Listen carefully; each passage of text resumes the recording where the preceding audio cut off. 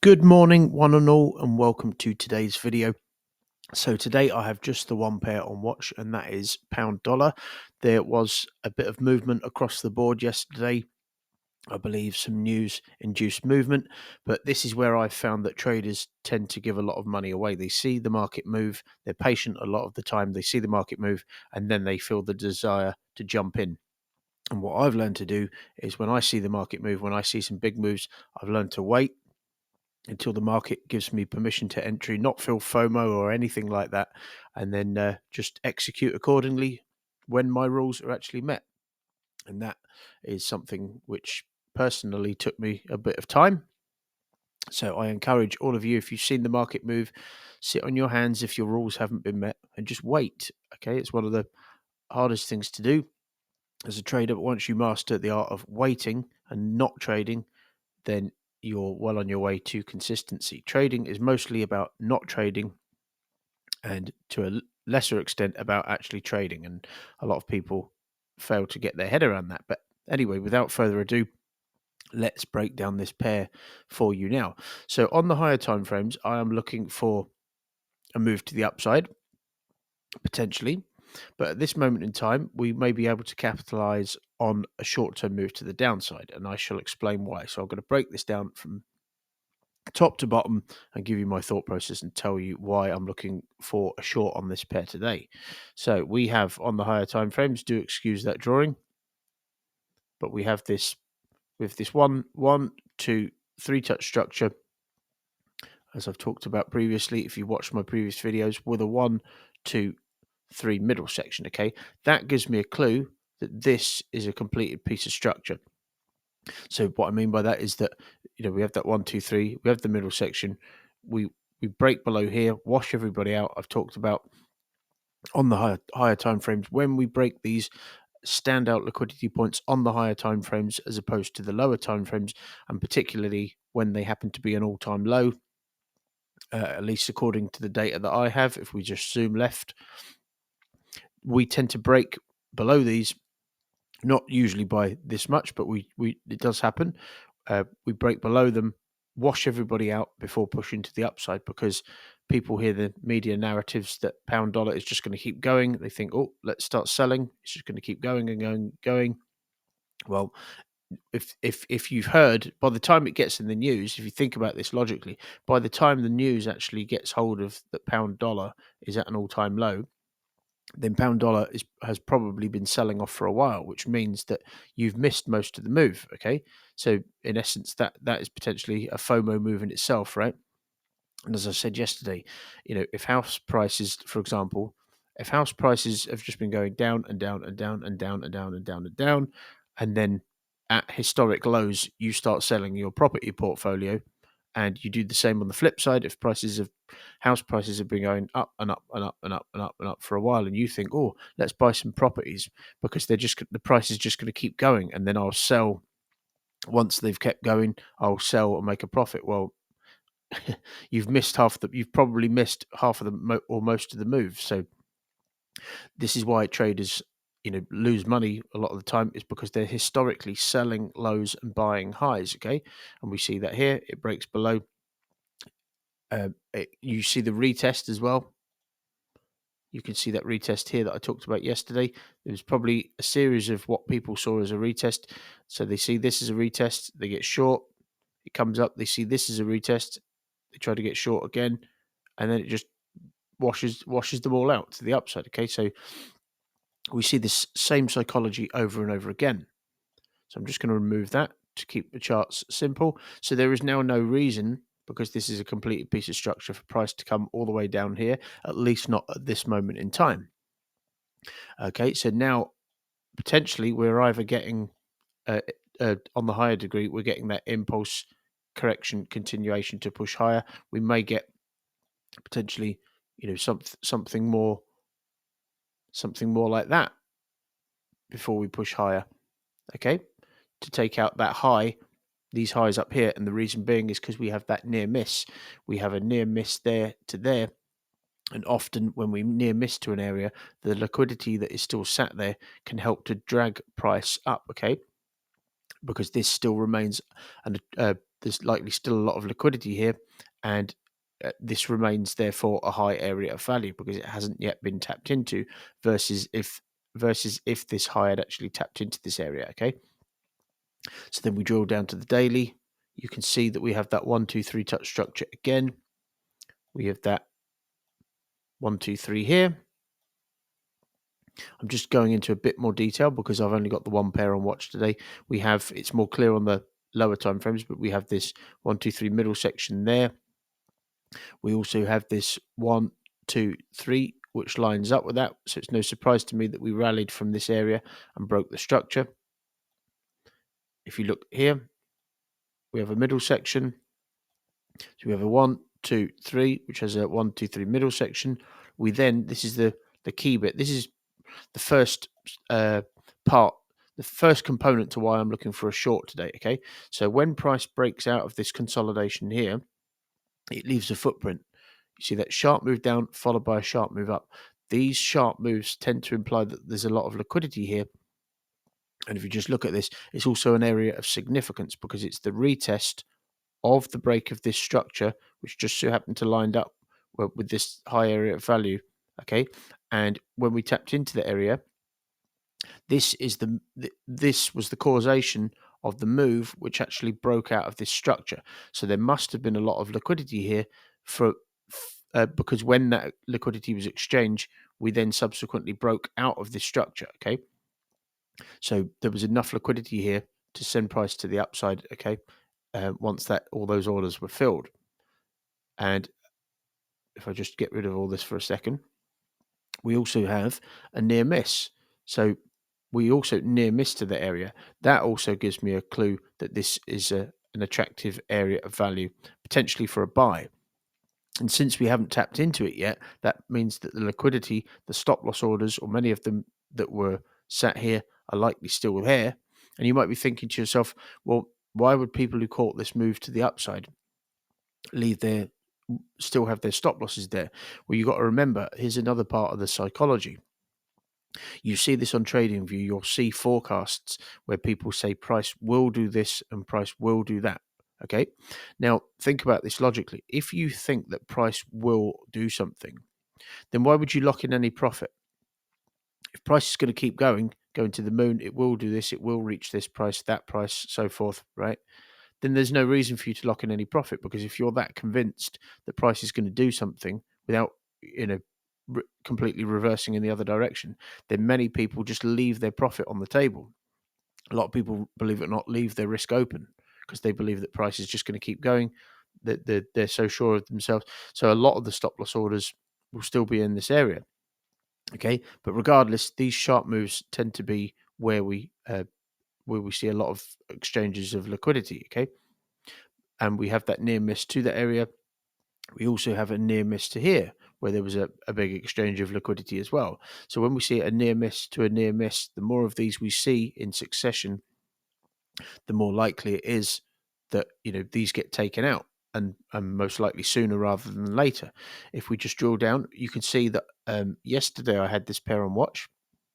And you might be thinking, well, why have you still got it on watch? Because yesterday you was looking for moves.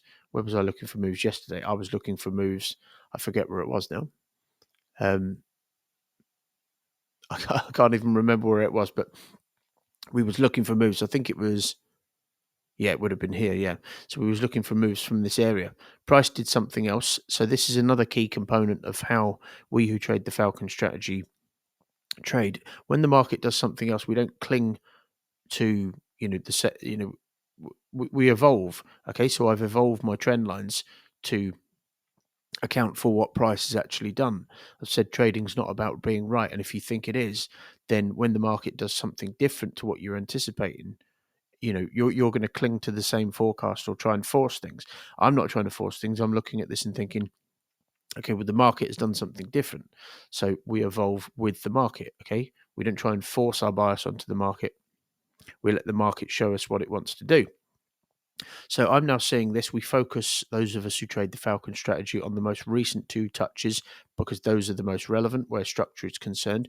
And if you just look at this, okay, so we still have those near misses. Those are still intact. And we have that 1 to potential 1, 2, 3 wave move. Okay. Now what I do is I measure the waves to ascertain. This is non-progressive price action, by the way. So the other reason why it's likely that we'll take out that low there that we failed to tap into and these near misses here is because this is not a progressive move to the upside. Okay. So we didn't see like impulses up and these tight corrections followed by an impulse up and tight corrections. What we saw is impulse up followed by a steep sell off.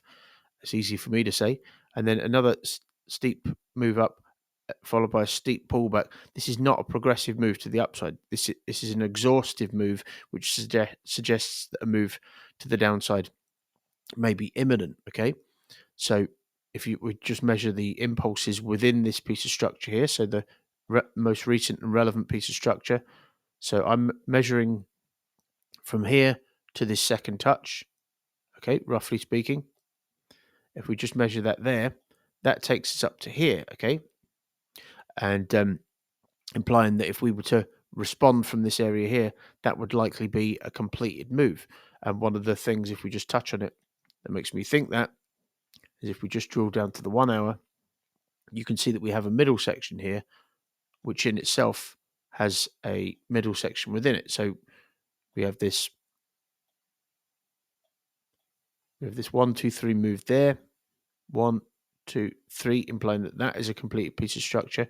We come back up, retest the break of that, and then this is a 1, 2, 3 within this 1, 2, 3, implying that this is a completed move. Okay, and then there's another little key component to this is that we have this inflection point here. Now, why is this significant? This is significant because when an exchange of liquidity took place last time around at this area, okay, it was the causation of the move which smashed through these lows here, okay, and even this low here as well. So there was enough of an exchange of liquidity here to cause price to smash through all of these lows, suggesting that there will likely be a lot of liquidity there this time around, okay.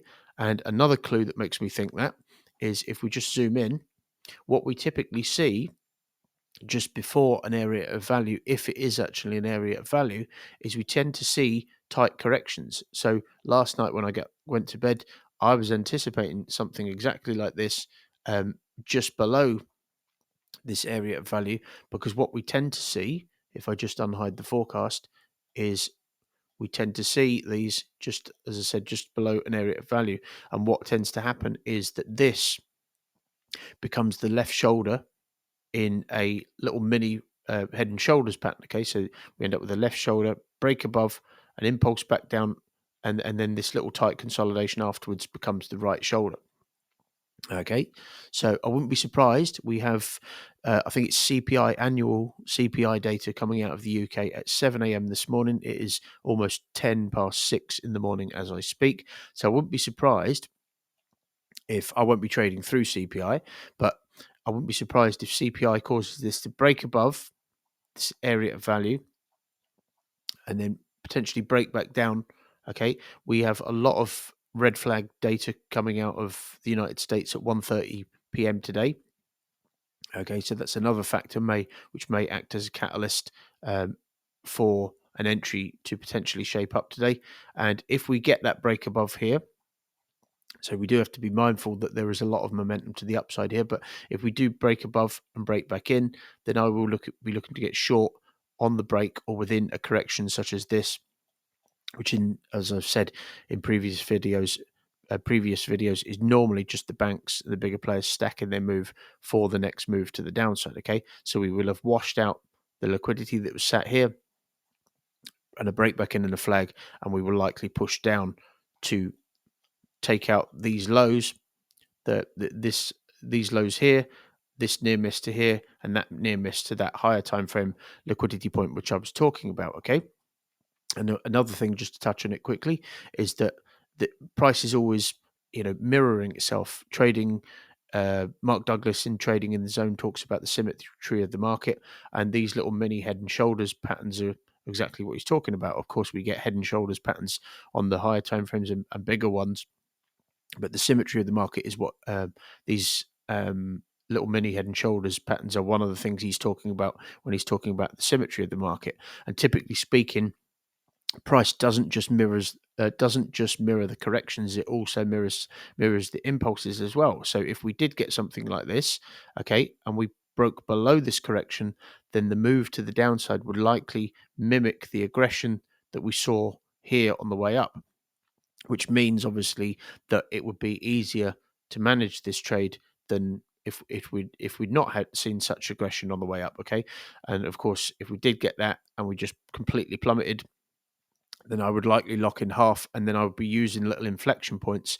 Even if I had to drop down to the 15-minute chart, I would be using little inflection points on the 15-minute chart to trail my stop loss, because obviously, I don't want to be leaving this kind of profit potential on the this kind of profit on the table. I want to be locking in, and you might think, why don't you just leave it and let it play out? Well, that's all well and good, but what I'm trying to do is, as well as uh, looking for what I look for, I'm also managing my trades as if I was managing like a seven-figure account. Okay, because you might think, yeah, I'll just leave all that profit on the table. But if you're trading a seven-figure account, do you really want to be leaving? Let's say, I'm risking 1% per trade. Do I really want to be leaving? Do I really want to be leaving 50, 60, 70,000 on the table? No. So we use structure points to lock in profit, and my kind of max threshold is I won't leave more than about 3% profit on the table at any one time. So that is how I would manage this. And then I've dragged the profit, the risk to reward tool down to here, just because this is where the first exchange of liquidity actually happens. But that's just a little inflection point where people would likely get out of where some people would likely get out of their positions after such an aggressive move to the downside, if it was to actually occur. But the real first target is this low here, okay, where you can see liquidity was exchanged there. And then, of course, for something which is just a short-term move, we may have a profit potential of something in the region of 34%. There was an entry actually on dollar Swiss yesterday, which I actually turned down for a multitude of reasons, and I can actually show you that now. I'm going to actually go to dollar Swiss. Last night, if I'd have actually taken the trade, I would have been running at 14% profit, I believe it was. So we had this move up to here. If you remember in my previous videos, I said that price would likely react from this exchange of liquidity here, because if you look what happened when this exchange of liquidity took place, it was the causation. Remember, I talked about this on pound dollar a minute ago. When price exchanged liquidity here, it completely smashed through this structure here, okay, and this low here. So I said to you, it would likely do the same again if we tapped into that area. We did tap into that.